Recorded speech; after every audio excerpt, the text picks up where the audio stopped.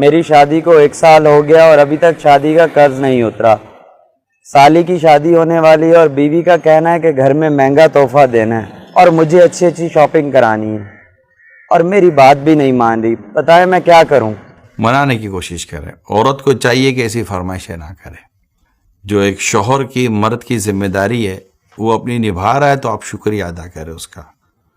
اس کی ذمہ داری آپ ہے, آپ کی فیملی اس کی ذمہ داری نہیں ہے. اخلاقی طور پر اگر وہ کچھ کرتا ہے تو بہت اچھی بات ہے, لیکن اگر اس کی پوزیشن نہیں ہے, بلکہ اگر وہ کچھ کرنا بھی چاہے تو عورت کو چاہیے کہ اپنے شوہر کو یہ مشورہ دے کہ ابھی آپ یہ نہ کریں, ابھی تو پچھلا قرضہ اترا بھی نہیں ہے. اس سے آپ کی عزت بڑھے گی.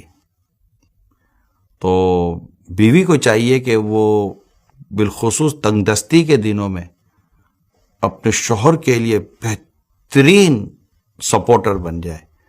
خوشحالی کے دنوں میں انشاءاللہ تعالی وہ اپنے آپ کو رانی پائے گی گھر کے اندر انشاءاللہ. اور شوہر بھی اس معاملے میں لڑائی جھگڑا نہ کرے. میں کہتا ہوں اگر تنگی ہے تو پیسوں کی تنگی ہے, رشتوں میں تنگی کیوں لا رہے ہیں؟